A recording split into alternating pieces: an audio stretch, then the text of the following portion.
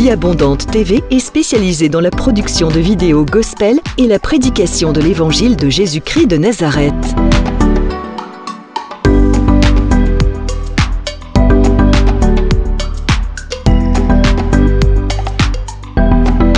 N'hésitez pas à vous abonner à notre chaîne YouTube Vie Abondante TV et sur notre page Facebook.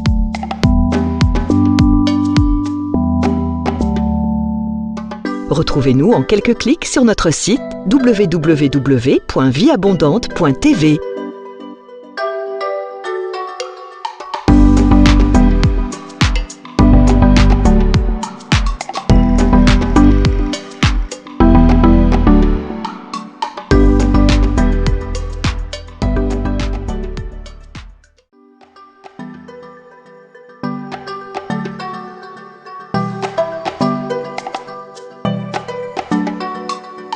Vie Abondante TV est spécialisée dans la production de vidéos gospel et la prédication de l'évangile de Jésus-Christ de Nazareth.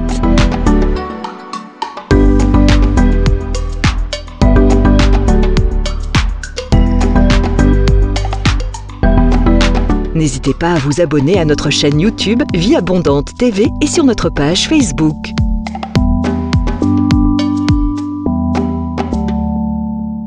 Retrouvez-nous en quelques clics sur notre site www.vieabondante.tv.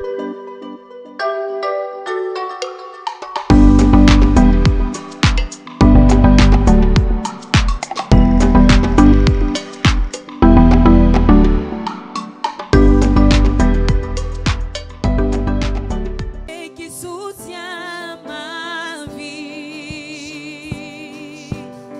le pilier qui soutient ma vie, précieux Jésus, le pilier qui soutient ma vie, précieux Jésus, le pilier qui soutient ma vie.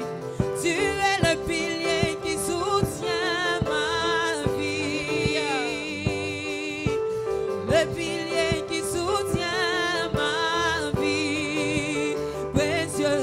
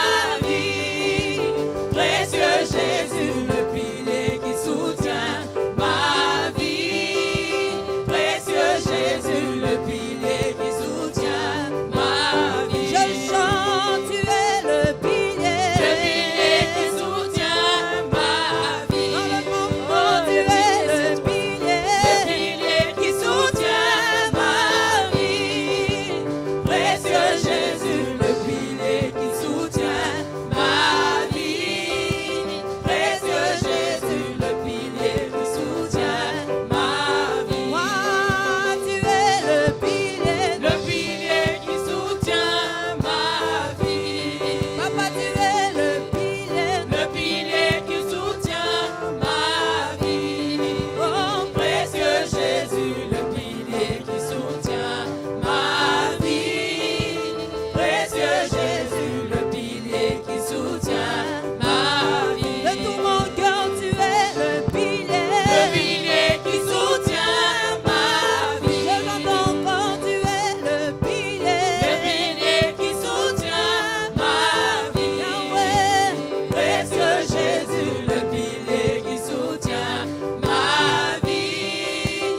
Précieux Jésus, le pilier qui soutient ma vie. Oh oui, tu es le pilier qui soutient ma vie. Tu es le pilier qui soutient ma vie.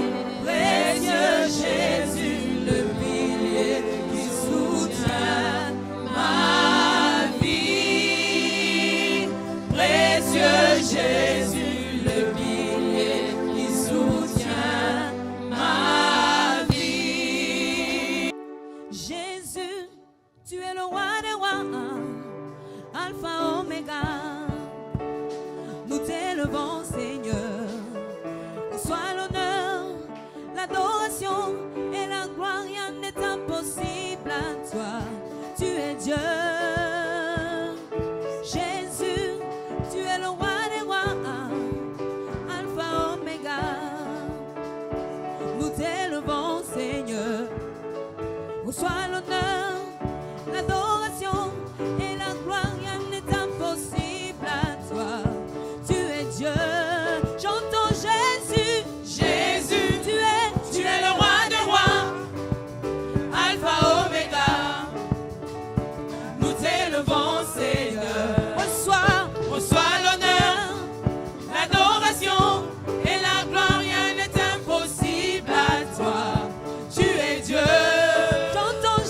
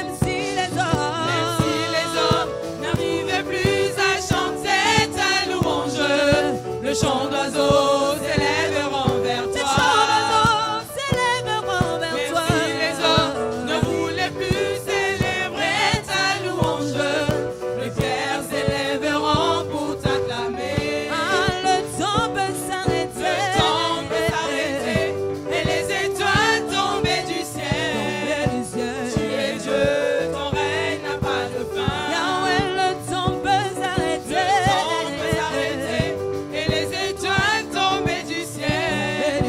Tu es Dieu, ton règne n'a pas de fin. Oh, même si les hommes n'arrivaient plus à chanter ta louange, les chants d'oiseaux s'élèveront vers toi. Les chants d'oiseaux s'élèveront vers toi. Même si les hommes ne voulaient plus célébrer ta louange, les pierres s'élèveront pour t'acclamer. Le temps peut s'arrêter. Le temps peut s'arrêter. Et les étoiles tombées du ciel. Tu es Dieu, ton règne n'a pas de fin. Prière, et je vous salue tous là où vous êtes. Avant de commencer, nous allons prier ensemble. Père, je te remercie, je te rends grâce.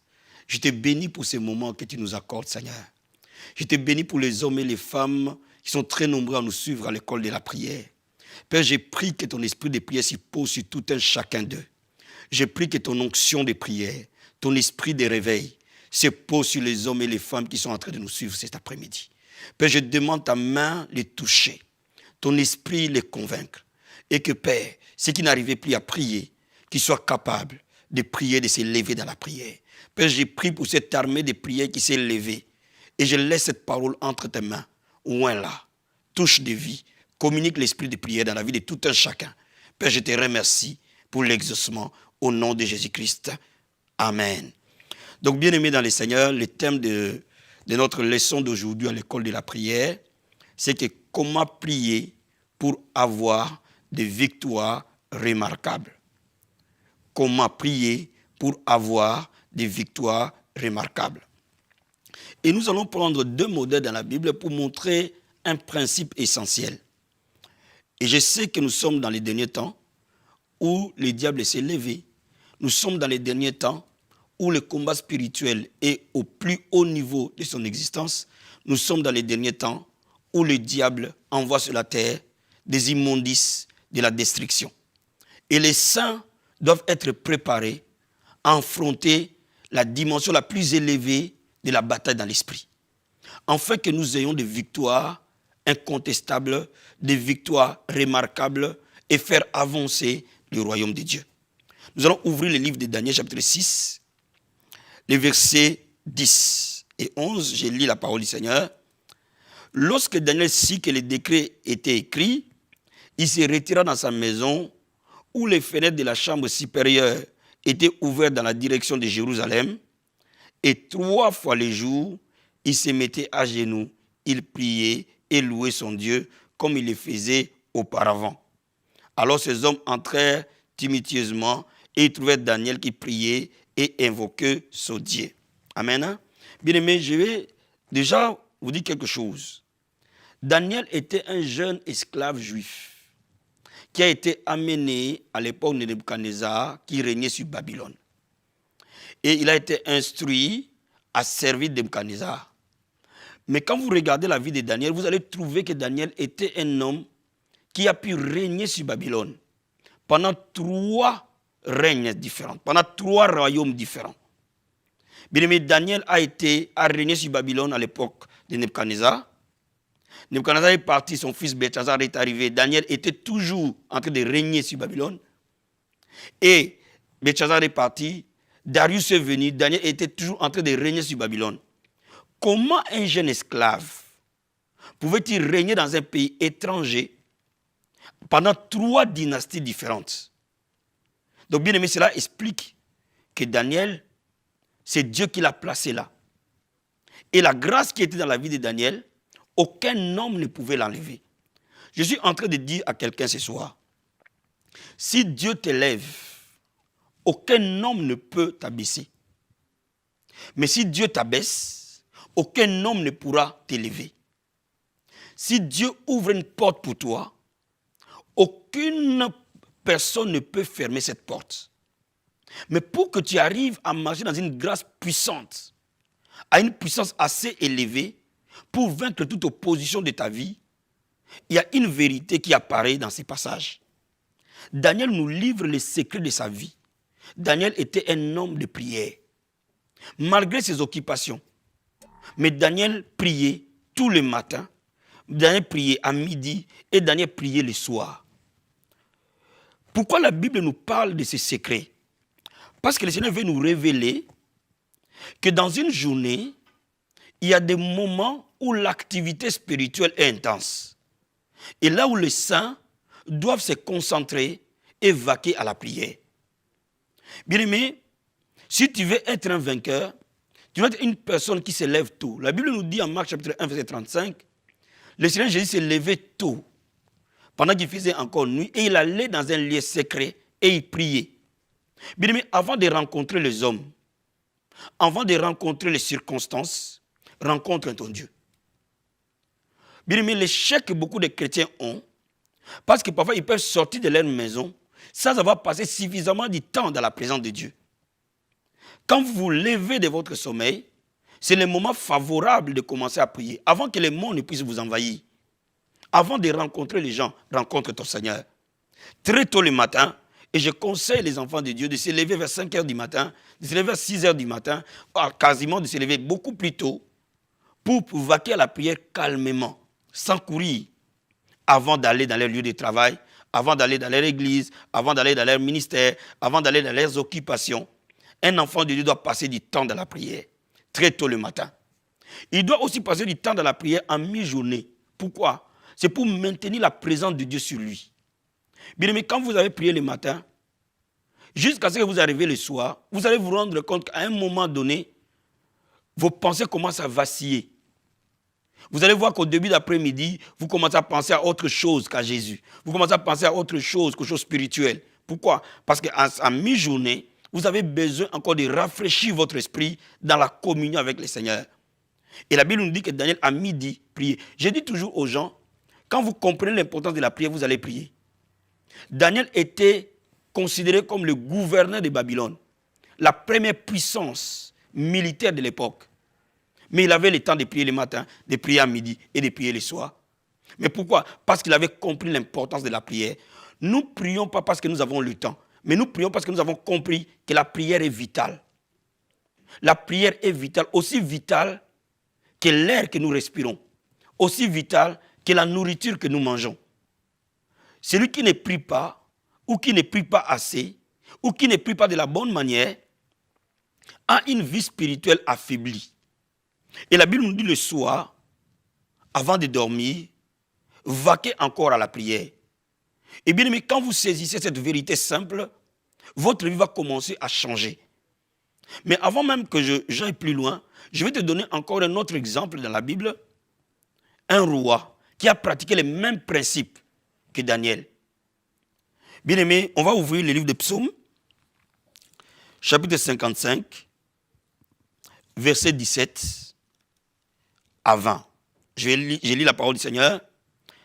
Moi, j'écris à Dieu, et l'Éternel me sauvera. Le soir, le matin et à midi, je soupire et je gémis, il entendra ma voix. Il me délivrera de leur approche et me rendra la paix, car ils sont nombreux contre moi. Dieu entendra et les humiliera, lui qui de toute éternité est assis sur son trône, car il n'y a point en eux de changement et ils ne craignent point Dieu. Je vais d'abord qu'on souligne quelque chose. David dit, Dieu me délivrera de mes ennemis et me rendra la paix. Dieu entendra ma prière et humiliera mes ennemis.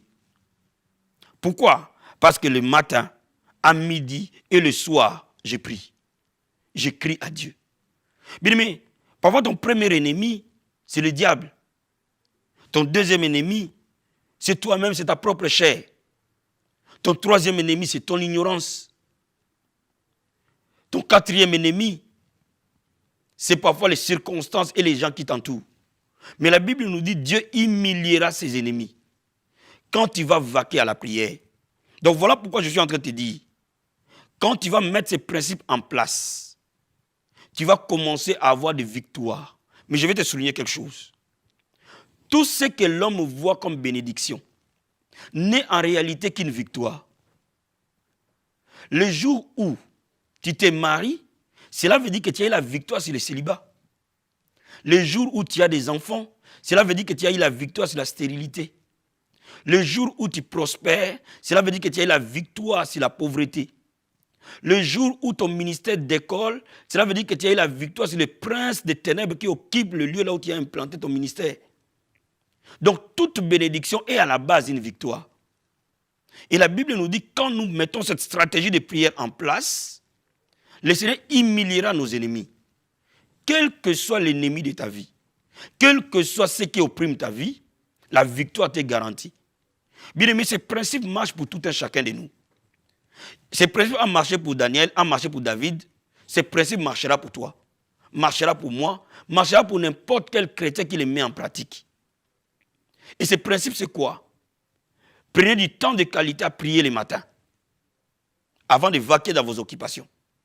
Prenez le temps en mi-journée, ça peut être midi, 13 heures, pendant votre heure de pause. Au lieu de prendre une pause d'1 heure, d'1 heure et demie, mangez rapidement, prenez 30 minutes pour prier, 15 minutes pour prier.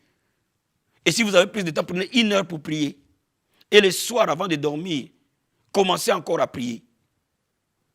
Et avant de prier, comme j'enseigne toujours à l'école de la prière, toute bonne prière passe par une méditation de la parole de Dieu. Ouvre les versets de la Bible. Peut-être que le matin, tu lis l'Ancien Testament. À midi, tu vas lire les évangiles. Et le soir, tu lis les épîtres.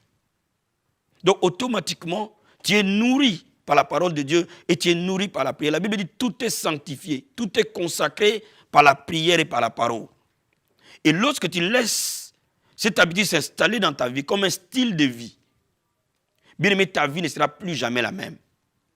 La question que je vais répondre en vous parlant de la prière du matin, des prières du midi et des prières du soir, tu peux me poser la question, mais qu'est-ce que j'ai pris le matin, qu'est-ce que j'ai pris à midi, qu'est-ce que j'ai pris le soir? Bien aimé, si tu es un leader, un père de famille, une mère de famille, le matin, tu dois laisser toutes les personnes qui sont sous ta responsabilité entre les mains du Seigneur. Si tu es mari, tu dois laisser ta femme entre les mains du Seigneur. Tu dois laisser tes enfants entre les mains du Seigneur. Tu vas laisser ton travail entre les mains du Seigneur. Tu vas laisser ton patron entre les mains du Seigneur. Tu vas laisser ta journée entre les mains du Seigneur. Tu vas laisser ton église entre les mains du Seigneur. Tu vas prier pour toutes les personnes qui sont autour de toi. Ça, c'est le matin. Tu vas laisser ta propre vie entre les mains du Seigneur. C'est le moment favorable pour intercéder avant que les gens n'aillent rencontrer les tentations dehors, avant qu'ils n'aillent rencontrer les hommes et les femmes des ténèbres dehors, avant qu'ils n'aillent rencontrer des circonstances dehors. Bien aimé, prie pour toi-même, prie pour tous ceux qui sont autour de toi, avant qu'ils aillent dans leur lieu de travail. Ça, c'est le bon moment où on prie pour cela. À midi, c'est le moment où on s'édifie soi-même. Et je te conseille à midi de prendre du temps pour prier pour toi-même, de t'édifier dans la prière. C'est le moment où tu peux traiter certaines choses qui sont dans ta vie et que tu veux vaincre. Par exemple, tu n'arrives pas à abandonner la cigarette, tu n'arrives pas à abandonner le vol, tu n'arrives pas à abandonner l'impudicité, tu n'arrives pas à abandonner la colère, tu n'arrives pas à abandonner l'incrédulité. C'est différentes choses qui font obstacle à l'exaucement de tes prières. C'est à midi où tu peux aussi parler de manière individuelle avec ton Dieu. Laisse ton cœur devant le Seigneur. Laisse-le travailler en toi. Au matin, laisse-le t'accompagner dans le travail de tes mains, dans tout ce que tu vois, tout ce que tu fais. À midi, laisse-le travailler en toi. Donc je reprends, le matin, laisse-le travailler à l'extérieur de toi. Et tout ce qui t'entoure, tout ce qui t'environne, je vais te dire quelque chose. Tous ceux qui sont autour de toi t'influencent, en bien tout comme en mal. Si ton enfant n'est pas bien, tu n'es pas bien. Si ta femme n'est pas bien, tu n'es pas bien. Donc tu dois le laisser entre les mains du Seigneur. Peut-être que ton enfant va à l'école, mais ne sait pas prier. Mais toi, tu es une mère de famille. Prie pour cet enfant. L'enfant pour qui on prie, on trace sa destinée. Aujourd'hui en Europe, beaucoup d'enfants sont dans la drogue, sont dans des choses pas bien. Mais pourquoi tu vas laisser ton enfant être sous influence du monde? Lève-toi, ma soeur. Lève-toi, mon frère. Et prie pour quelqu'un. Prie pour ceux qui sont autour de toi. À midi, prie pour ta propre vie chrétienne. Prie pour que le Seigneur travaille en toi. Te donne les pensées du Christ. Te donne le caractère du Christ. Te donne les sentiments du Christ. Et c'est le moment où tu peux laisser toutes tes aspirations entre les mains du Seigneur. Et le soir, c'est le moment favorable pour prier pour la protection divine. Pourquoi? Parce que c'est la nuit que le monde des ténèbres est en activité maximum. Et c'est à ce moment-là qu'on demande la protection sur nous-mêmes, sur tout ce que nous faisons, sur notre travail, sur nos enfants, sur tous ceux qui sont autour de nous, sur notre église. Le soir, on demande beaucoup plus la protection. Et le soir, on demande beaucoup plus la direction divine. Donc, la protection, c'est le soir. La direction divine, c'est le soir. Parce que c'est le soir que Dieu va te parler. Et dis au Seigneur que j'entende ta voix, que tu me parles par des songes, que tu me parles par des rêves, que tu me montres tous les plans que tu as prévus pour moi, que tu me montres tous ceux qui sont autour de moi. Par exemple, vous savez, il y a des gens qu'on ne peut pas être amis avec. Même si vous rigolez, même s'ils sont contents avec vous. Mais seul Dieu sonde le cœur et les reins. Bien aimé, quand tu commences à demander au Seigneur, si je suis dans la mauvaise voie, amène-moi sur la voie de l'éternité. Bien aimé, Dieu va commencer à te parler. Et tes rêves vont commencer à devenir des rêves prémonitoires. Dieu va révéler tes nuits, tout ce qui est caché. Et tu ne vas plus vivre dans la confusion. Tu ne vas plus prendre de mauvaises décisions. Tu ne vas plus prendre de mauvaises orientations. Combien de chrétiens prennent de mauvaises décisions aujourd'hui? Combien de chrétiens se marient avec de mauvaises personnes? Combien de chrétiens vont dans de mauvaises églises? Combien de chrétiens font de mauvais choix? Pourquoi? Parce qu'ils ne sont pas conduits par l'esprit. Et le soir, c'est le moment favorable pour toi de demander la protection divine et de demander la direction divine. Et vous allez voir que si vous le mettez en place, votre vie de prière ne sera pas monotone, elle sera très enrichissante. Le matin, vous priez pour tout l'environnement qui vous entoure. Et vous priez pour le travail de vos mains. Pourquoi? Parce que vous allez travailler. Même si vous êtes pasteur, vous allez aller travailler dans votre église, dans votre ministère.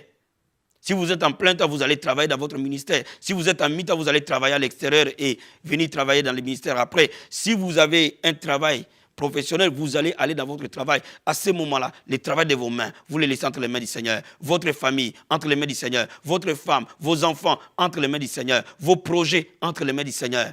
Et vous demandez la paix de Dieu vous accompagner, la direction de Dieu vous accompagner. À midi, vous travaillez sur vous-même. Et vous demandez au Seigneur de vous changer, de vous transformer. Bien aimé, je dis à quelqu'un, la chair ne peut pas vaincre le péché. La Bible dit, si vous marchez par l'esprit, vous n'accomplirez pas les œuvres de la chair. Cela veut dire que le péché spirituel, c'est dans l'esprit qu'on arrive à vaincre le péché. Cela veut dire que c'est dans l'esprit qu'on marche dans la sainteté. C'est dans l'esprit qu'on marche dans la foi. C'est dans l'esprit qu'on aime Dieu.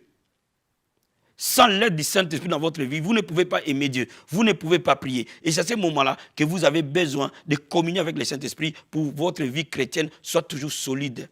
Et le soir, vous demandez la protection de Dieu. Beaucoup d'enfants de Dieu ne savent pas l'importance de protéger quelque chose. C'est facile de se marier, mais c'est difficile de garder le mariage. C'est facile d'avoir un enfant, mais c'est difficile d'élever un enfant. C'est facile de commencer une église, mais c'est difficile de garder une église dans la durée. Toute bénédiction de Dieu nous demande la protection. Parce que ce que Dieu nous donne, nous devons la garder. Et vous allez demander à Dieu de garder votre vie chrétienne, de garder vos enfants, de garder, de veiller. Et que tout le plan que l'ennemi veut planifier la nuit, pendant que vous dormez, soit déprogrammé. Si vous le faites, bien aimé, comment vous allez être étranglé la nuit par un sorcier? Comment l'oncle ou la tante ou je ne sais pas qui va venir vous opprimer? C'est impossible. Et c'est le moment où le Saint-Esprit va ouvrir tes yeux de l'esprit. Vous savez, quand les yeux physiques se ferment, les yeux de l'esprit s'ouvrent. À ce moment-là que Dieu va te parler de manière prophétique. Et à ce moment-là que tu as besoin d'entendre la voix de Dieu, te parler par des sons, de parler par des rêves, de te parler même par des voix audibles. Mais il est important que tu sois dans cette atmosphère de prière. Mon frère et ma soeur, si tu commences à les mettre en pratique, ta vie ne sera plus jamais la même. Maintenant, tu commences petit. Commence 20 minutes le matin, 20 minutes à midi, 20 minutes le soir, tu auras fait 1 heure.